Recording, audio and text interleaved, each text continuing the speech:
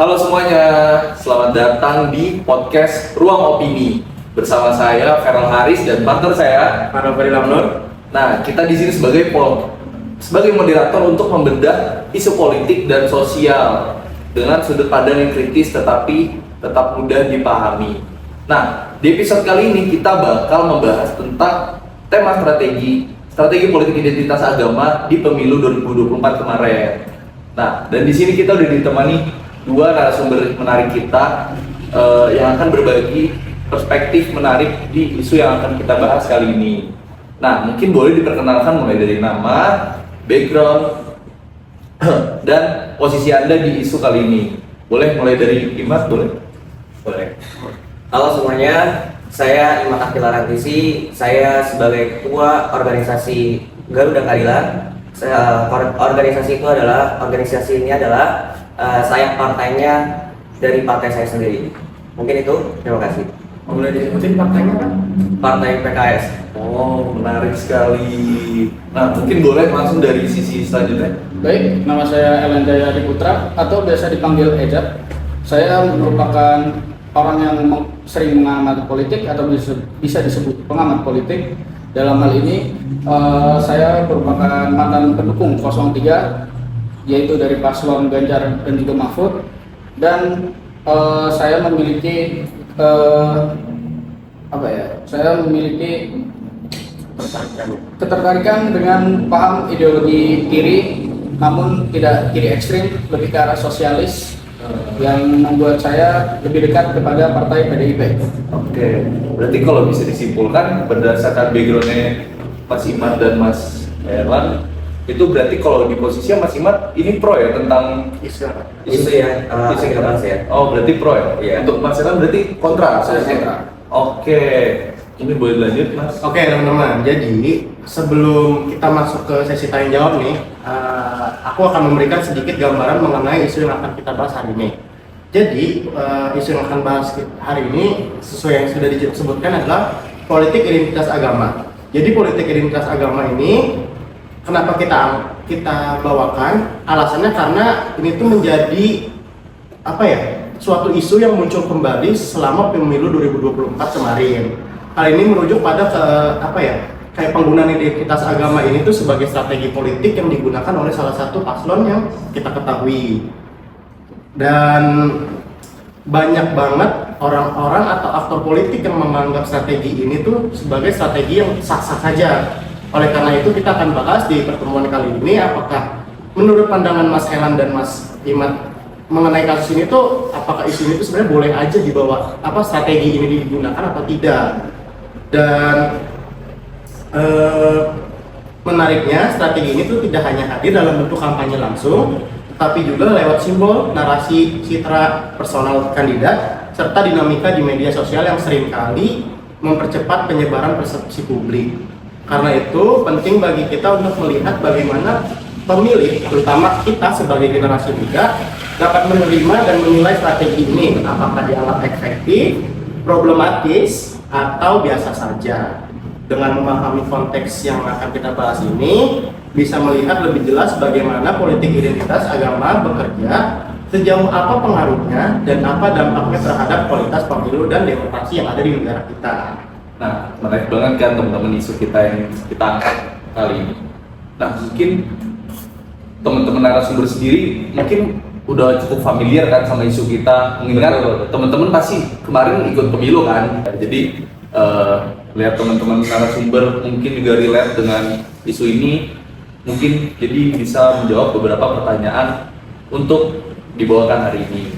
Nah, mungkin kita lanjut ke pertanyaan aja kali ya langsung ya? Boleh. Oke, Sebelum ini mungkin aku potong dulu sekarang. Oke. Jadi mungkin nanti kalau misalkan masnya saat dikasih pertanyaan merasa tanggapan dari salah satu dirasa kurang cocok, teman-teman bisa membuat canggahan gitu. Iya, boleh sekali. Jadi nggak apa-apa. Kita di sini berdiskusi saja. Betul. Oke, kita masuk ke pertanyaan pertama ya. Mengenai politik identitas ini. Sebelum masuk lebih jauh lagi, aku pengen nanya pendapat masing-masing teman-teman. Menurut teman-teman sendiri, apa sih yang dimaksud dengan politik identitas itu sendiri? Secara sederhananya menurut teman-teman itu gimana? Mungkin boleh dari sisi kanan dulu. Baik, politik identitas merupakan penggunaan alat politik dengan media, yaitu kesamaan golongan, terutama pada golongan rasial seperti suku, ras, dan juga agama.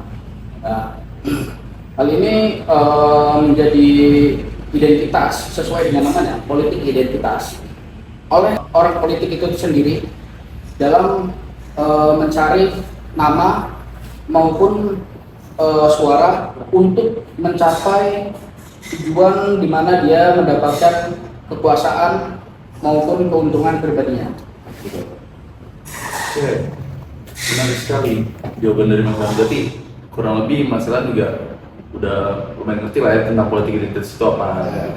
Mungkin boleh dari sisi kiri, Mas Imat. Pendapat Mas Imat tuh apa sih yang dimaksud dengan politik identitas itu?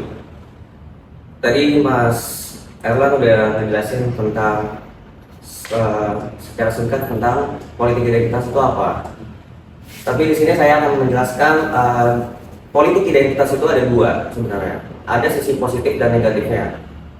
Dari sisi positif itu memperjuangkan hak minoritas, kesetaraan dan representasi kelompok yang terdiskriminasi, misalnya seperti feminisme atau hak adat. Lalu yang kedua, dari sisi negatifnya bisa dapat memecah belah persatuan, lalu memicu konflik horizontal dan mengesampingkan kompetensi atau rekam jejak kandidat demi identitas setara. Lalu seperti itu. Jadi kurang lebih sebenarnya pendapatnya sama, cuma masing-masing memiliki dua pandangan yang berbeda. Betul. Menarik sekali jawaban dari narasumber kita kali ini ya. Nah, mungkin langsung aja kita lanjut ke pertanyaan selanjutnya. Nah, menurut Anda, kenapa sih topik ini sering muncul di pemilu? Terutama di tahun 2017, di pilkada pun dibawa kan. Tapi di pilpres juga malah terbawa lagi tuh, kira-kira karena apa? Boleh dari sisi kiri dulu, jadi. Kalau dari saya, kenapa setiap pemilih itu ada ini ya, politik identitas ini ya? Karena ini pendapat saya sendiri. Ya. Karena politik identitas itu sebagai strategi sebagai di pemilu ini. Jadi setiap paslon pastinya dari beberapa paslon itu pasti adanya politik identitas. Tapi karena dari yang pengikut paslon 1, 2, dan 3 itu ada yang menyerang-menyerang kayak gitu. Jadi paslon 2 pengikut paslon 2 yang menyerang paslon 1 dan sebaliknya kayak gitu. Jadi maksudnya politik identitas ini memang sering digunakan sebagai strategi, namun juga dari beberapa aktor politik lainnya ada yang menentang juga. Ada sebenarnya. Sebagai alat untuk menyerang paslon tersebut. Pengikutnya lebih tepatnya. Mungkin dari sisi kanan?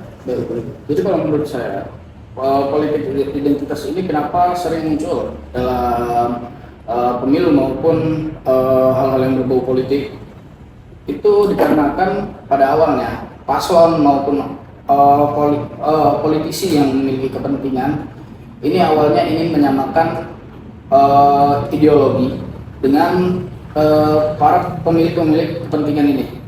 Nah, dalam konteks politik identitas agama itu bisa terjadi karena kita ambil contoh Mas Anies saja ya. Itu bisa dibilang awalnya beliau ingin memberikan aspirasi tentang masyarakat Muslim dari berbagai golongan. Namun karena dia secara tidak langsung harus mengikuti kepentingan mereka, hal ini memunculkan politik identitas itu sendiri karena kedekatan dia dengan organisasi agama hingga orang-orang yang menggunakan agama sebagai alat politik yang kadang-kadang tidak terpisahkan. Oke, aku lanjut ya. Tapi ini mungkin masih belum terlalu dalam. Ini masih kayak awal-awal aja sebelum kita masuk lebih dalam.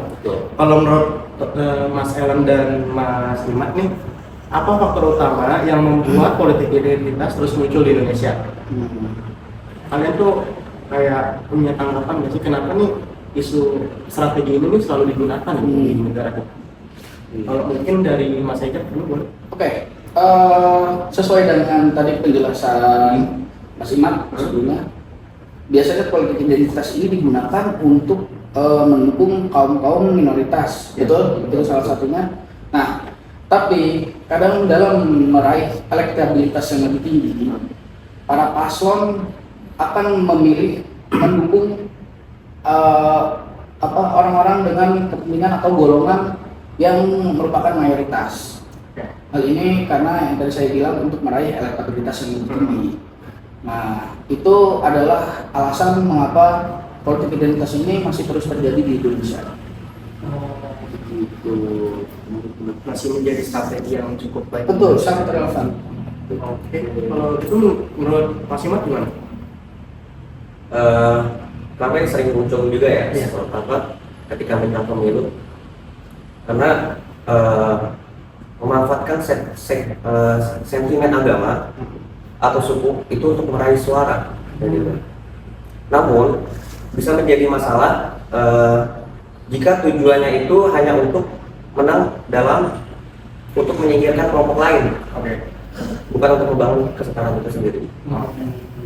Jadi kalau emang konotasinya dipakai buat negatif juga nggak baik yang Menurut teman-teman nih, apakah politik identitas itu masih relevan untuk saat ini setelah kejadian pemilu kemarin? Menurut Mas masih relevan kan digunakan strategi ini? Kalau dari saya sih politik identitas sebenarnya saya setuju sih, karena kan saya di sini juga narasumber sebagai posisinya sebagai pro ya. Kenapa saya bilang itu setuju? Karena namanya juga kan strategi politik, benar kan? Setiap paslon pasti punya strateginya masing-masing dalam politik. Mau itu dalam bentuk apa atau apa kayak gitu. Namun yang jadi masalah itu disalahgunakan sebenarnya. Beberapa dari oknum mungkin seperti itu. Kalau dari Mas Era? Baik, jika dipertanyakan dalam hal relevansinya, maka menurut saya hal ini akan relevan mungkin kemungkinan ini yang terakhir atau 5 hingga 10 tahun lagi yang terakhir. Kenapa? Karena yang saya rasakan politik identitas ini kurang berpengaruh dalam Gen Z.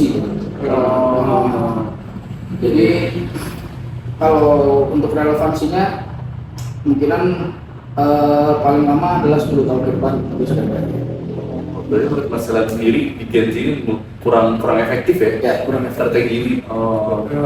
Alasannya apa tuh Mas? Apakah karena pemikiran Gen Z itu sekarang udah Yes, pemikiran kayak Gen Z ini sekarang lebih open minded dan tidak dan tidak terlalu memikirkan terhadap kesamaan dari golongan-golongan, tapi lebih kepada kesamaan dalam kepentingan dan paling mentok jika itu kesamaan golongan itu adalah golongan ideologinya. Tapi apa bukti kenapa Mas Erlan ini bisa tahu kalau 10 tahun ke depan itu bakal politik identitas itu nggak ada sebenarnya? Jadi gini, itu merupakan prediksi saya sendiri karena saat itu saya sering ngobrol dengan beberapa masih dalam kenalan saya tentunya ya. Itu mereka tidak berpandangan tentang wah paslon 1 sama nih ininya begini sama gua. Itu contohnya. Tapi maksudnya kesamaannya itu dalam hal rasial maupun agama ya. Tapi lebih ke wah paslon 1 nih atau paslon 2 nih misal contohnya dia memiliki ideologi yang sosialis, contohnya dengan makan siang gratis lah ya, dalam ya. Didukung lebih ke arah kepentingannya. Itu yang saya lihat. Walaupun ini masih dalam lingkup pertemanan saya nggak mengatakan ini secara luas. Tapi relevansi ini berdasarkan apa yang saya dalami. Jadi maksudnya itu menurut Mas Ejak, Gen Z itu sekarang memilih suatu pemimpin itu berdasarkan objektivitas dari paslonnya, bukan dari kesamaan lawan bolas atau bagaimana itu. Mungkin dilihat dari Gen Z juga sekarang informasi lebih terbuka ya dibanding gen-gen sebelumnya, jadi mungkin pikirannya jadi lebih terbuka gitu juga menurut Mas Ella. Oh, itu. Oke, menarik sekali. Mungkin melanjutkan ya. Ini sudah masuk konteks ke satu paslon. Karena memang balik lagi dari tadi kan memang isu ini lebih mengarah ke salah satu paslon saja. Nah, mungkin gini, menurut teman-teman, kenapa sih salah satu paslon yaitu Anies Baswedan sering dikaitkan dengan politik identitas ini? Menurut Anda, apakah ini label yang tepat atau justru berlebihan? Label ini tuh dikaitkan sama si paslon Anies ini. Ini boleh dari Mas. Silakan boleh. Ya. Baik, berarti kenapa hal ini apa ya namanya melekat pada suatu paslon atau apakah ini melekat atau tidak? Ya, dari ini melekat pada suatu paslon yang tentu saja sesuai dengan konteks ini. Karena apa ya, kebanyakan pendukungnya ini membawa apa dalam kepentingan dalam hal agama, bukan dalam walaupun terdapat kepentingan dalam ideologi, namun dari pendukungnya sendiri terlihat bahwa mereka ini lebih melihat dalam sisi agama itu sendiri. Oke. Jadi Mas Ejak berpikir kalau paslon satu ini tuh sering dikaitkan dengan politik identitas karena rata-rata pemilihnya itu memilih berdasarkan kesamaan tersebut tanpa objektivitas yang jelas. Saya langsung jawab ya. Jadi secara tidak langsung paslon satu ini atau Anies Baswedan bisa dilabelkan dia menggunakan politik identitas agama. Kenapa? Karena kebanyakan pendukungnya itu mayoritas umat muslim, kayak gitu. Namun apa salahnya ketika pasal satu itu dilabelkan politik agama, kayak gitu? Baik, hal ini menjadi salah ketika terjadi polarisasi maupun perpecahan dalam hal golongan, terutama jika ini golongan dalam Islam itu sendiri. Karena apa namanya? Misalnya ada perbedaan mazhab dalamnya, itu salah satu contoh perbedaan mazhab, dan Mas Anies ini paslon satu ini memegang salah satu mazhab yang mungkin tidak ekstrem, tapi hal ini akan memicu di mana golongan ekstrem ini justru malah menjadi terpecah belah dalam konteks dalam lingkup Islam ini sendiri ya, agamanya. Nah, itu yang menjadi masalah. Tapi ada pun juga bukti bahwa bagaimana hal itu terjadi. Contohnya ada pada video yang saya temukan dari pendukungnya. Oke. Mungkin nanti itu juga ada pertanyaan lagi kan, Mas Elan dan Mas Imad ini kebetulan sudah ngasih video kan. Iya. Nanti bakal kita tampilkan nanti pada saat pertanyaan selanjutnya. Oke, kita lanjut saja. Nah, kata dia apa ya anggapan-anggapan baik isu-isu yang dilemparkan pada salah satu paslon kan. Nah, menurut teman-teman sendiri, apakah anggapan itu karena tindakan nyata atau cuma karena buat framing salah satu paslon aja? Menurut teman-teman ini gimana? Jadi kayak label tadi itu dicap di salah satu paslon itu emang karena tindakan nyatanya atau emang membuat nge-framing aja gitu. Oke. Mungkin boleh jawab Imad dulu. Kalau dari paslon satu yang saya lihat ya, dia menggunakan strategi politik ini ada kaitannya dengan agama. Namun beberapa dari yang tidak mendukung itu memframing paslon satu ini kalau misalkan dia itu, jadi akhirnya akhirnya para netizen akhirnya jadi ini ya, doktrin lah segala macam kayak gitu. Akhirnya timbullah jadi konflik kayak gitu. Itu sebenarnya yang jadi pemecah masalah. Ya, jadi kalau kurang lebih menurut Mas Imad nih, ya emang jatuhnya emang buat framing aja biar salah satu paslon ini tidak digemari gitu. Iya. Ada yang namanya buzzer ya. Iya. Tanggapan Mas Ejep gimana? Dalam sisi framing ya itu ada benarnya. Jadi tapi framing ini diperkuat oleh tindakan nyata yang dilakukan juga oleh paslon. Kenapa begitu? Ini terjadi karena tentunya paslon 1 memiliki wakil yang merupakan sekarang saya lupa petinggi dari PBN tuh kalau tidak salah, yang merupakan organisasi Islam terbesar di Indonesia. Hal ini bisa dibilang memaksa paslon 1 juga untuk melakukan politik identitas. Namun karena framing yang memperkuat dan juga tindakan nyata, maka hal ini menjadi terletak pada paslon 1 dan ya itu jadi senjata buzzer juga sih. Oke.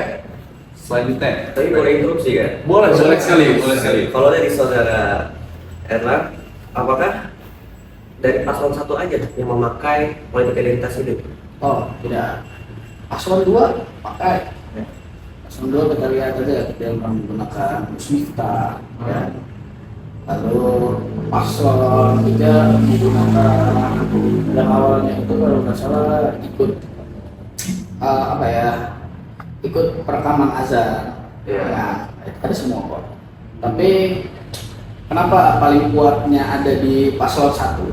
Ya karena yang tadi saya bilang wakilnya ini merupakan petinggi dari PBNU. Nah, ini yang melekatkan identitas politik beliau sebagai politik identitas agama Islam. Tapi apakah karena pendukung Anies itu mayoritas Islam dan spesifik para habib-habib juga pada pendukungnya? Apa karena itu akhirnya paslon 1 itu jadi dilabelkan sebagai politik identitas agama? Ya. Apa cuma karena itu doang? Karena pendukungnya itu doang? Bukan pendukungnya, tapi karena dia juga melakukan tindakan nyata berupa pendekatan dengan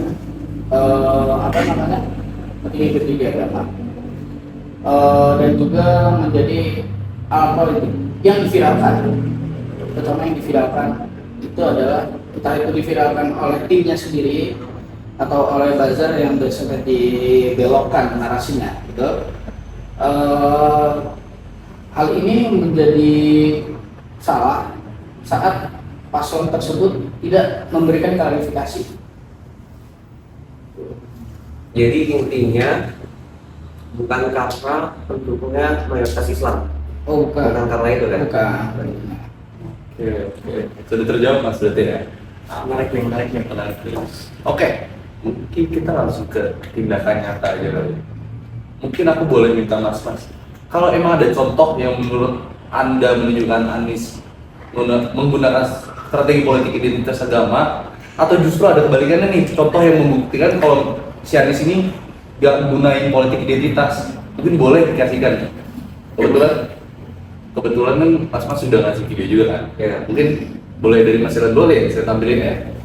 Ya, mungkin secara spesifik ini bukan Mas Anies, tapi paslon 1 ya. Iya, sorry. Betul.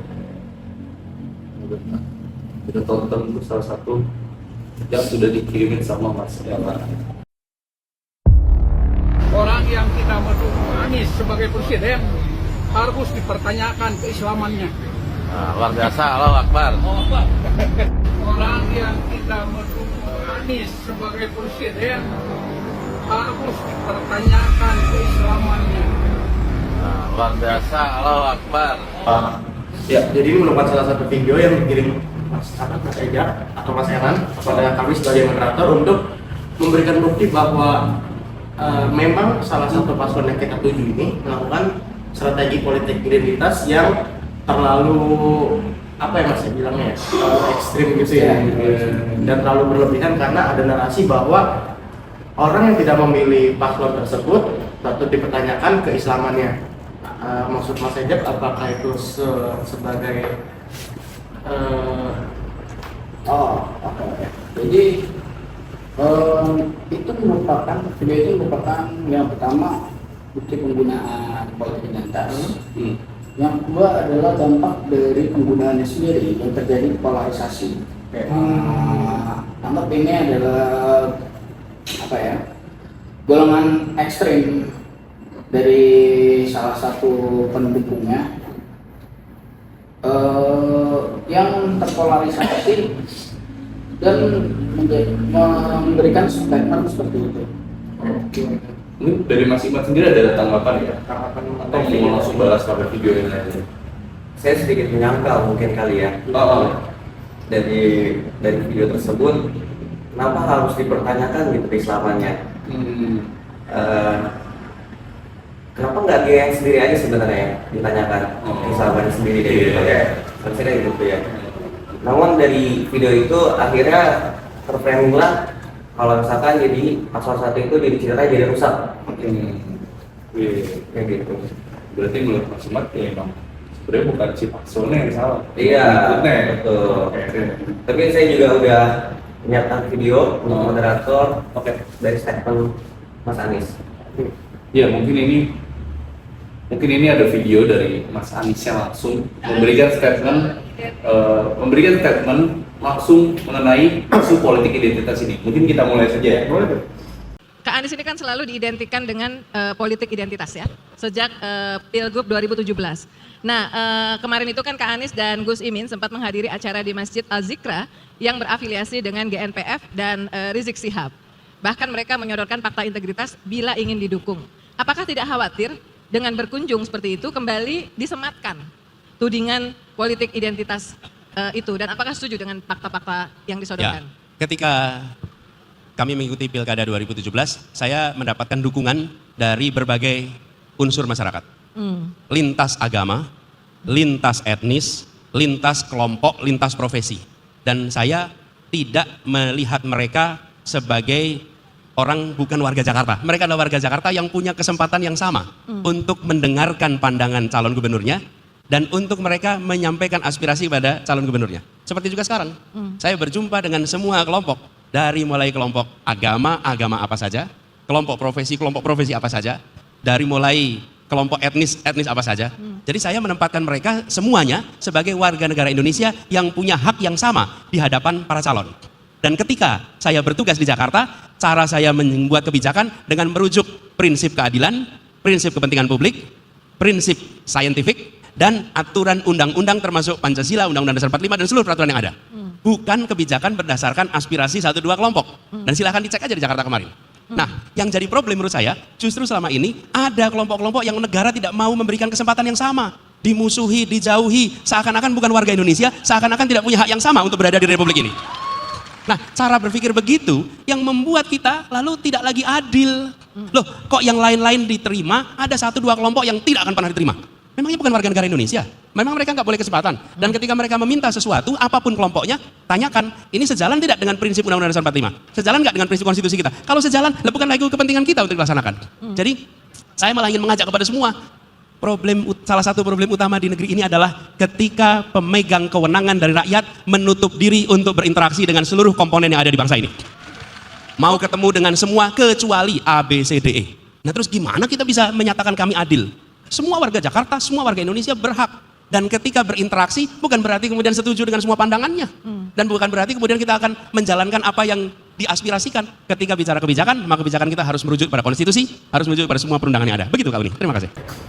Menarik sekali. Jadi bisa disimpulkan kalau di sini tuh Mas Anies menyangkal bahwa dia tuh tidak menunjukkan sisi identitas politik dia karena dia merasa bahwa orang-orang yang memilih dia itu bukan dari kelompok-kelompok tertentu, tapi merupakan ya orang yang memang memiliki hak yang sama.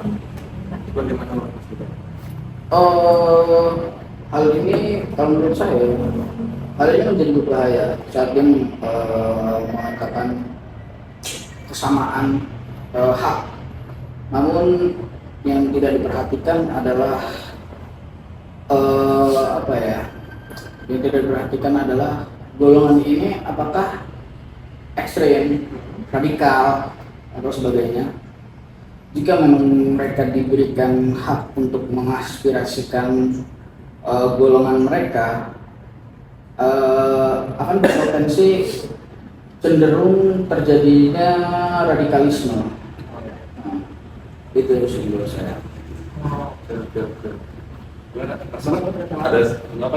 Dari video tersebut Mas Anies menjelaskan kalau misalkan lebih tepatnya warga negara Indonesia, bukan pendukungnya. Warga negara Indonesia berhak memberikan pendapatnya tersendiri kayak gitu.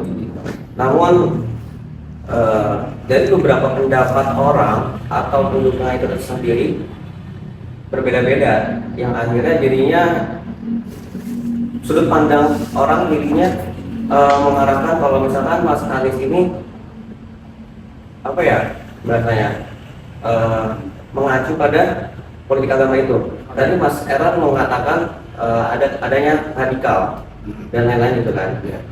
Itu yang jadi salah satu sebab akibat dari statement tersebut. Jadi ini kan berarti bisa dibilang ya karena emang orang-orang ini diberikan pendapat, dibebaskan untuk berpendapat, otomatis mereka biasanya mentafsirkan dengan cara mereka sendiri kan? Betul. Nah, cuman yang jadi masalah ini kalau menurut saya itu saat yang mentafsirkan ini oknum-oknum yang apalagi yang membawa agama gitu. Oke. Baik, Jadi Mas Erlan setuju dong kalau misalkan Mas Anies ini tidak terframing dalam politik agama itu. Yang salah berarti oknum-oknum itu kan? Oh, begitu. Gak gitu? Enggak. Gimana tuh? Jadi maksud saya itu merupakan akibat dari terframingnya beliau. Memang itu. Apakah saya bilang Mas Anies tidak terframing? Beliau sudah terframing. Namun bukan ya jelasinnya. Namun apa ya? Namun apakah saya setuju Anies Anies kemarin melakukan politik identitas agama? Beliau masih menggunakannya. Yang menggunakan paslonnya atau pendukungnya? Paslon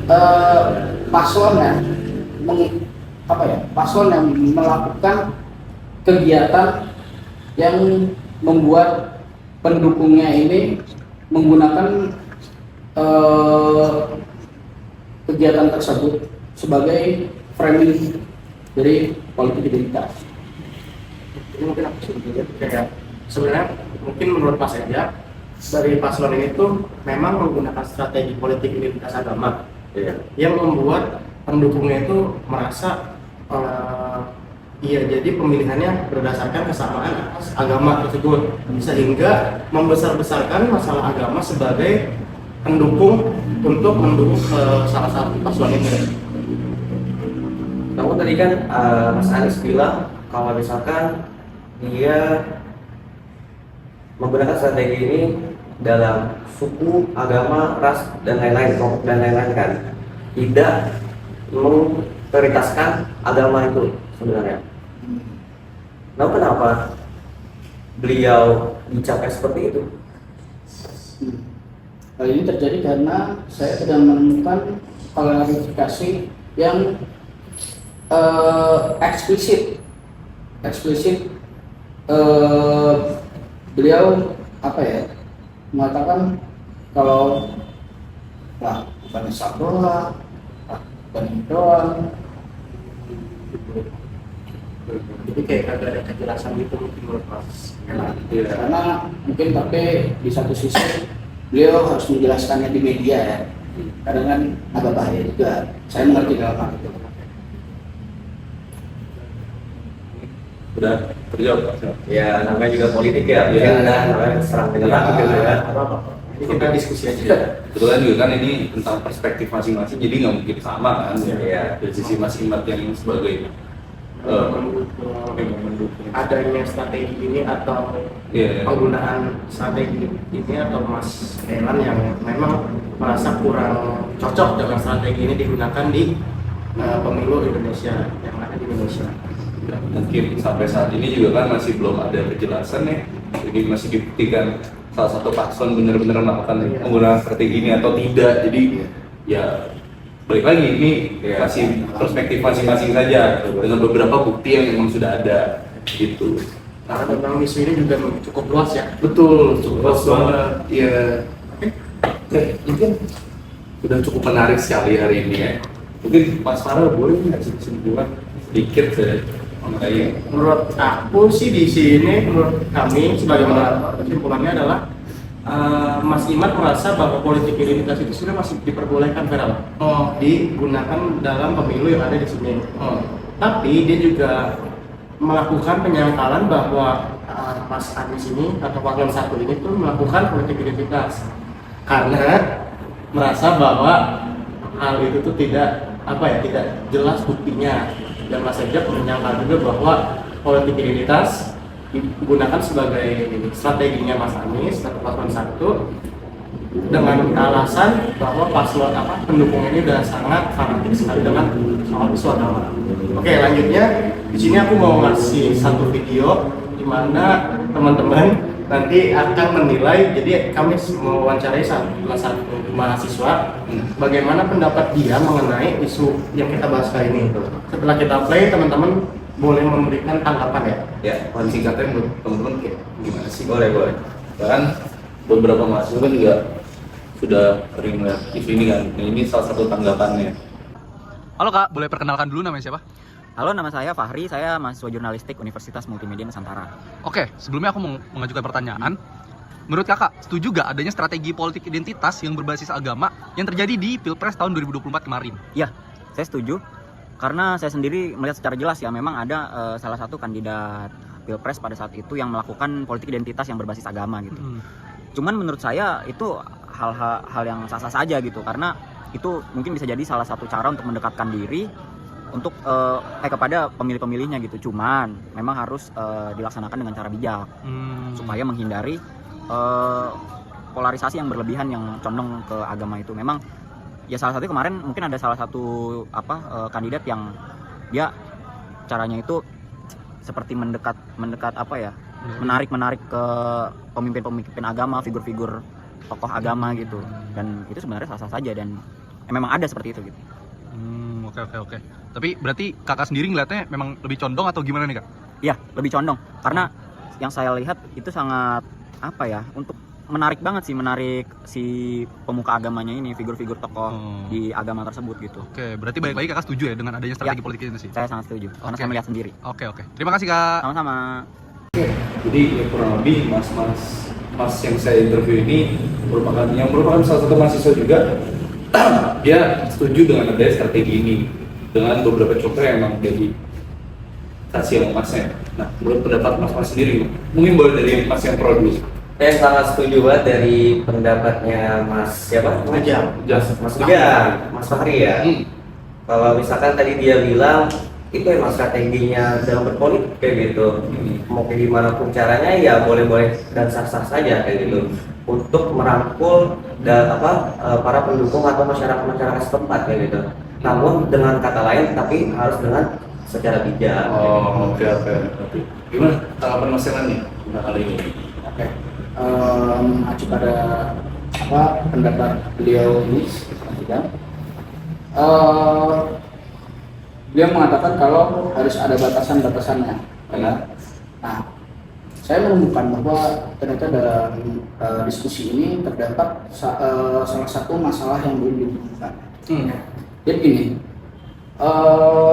para akademisi dan juga politikus itu belum memberikan kejelasan apa indikator-indikator yang menjadi batasan dalam politik identitas, terutama dalam politik identitas agama.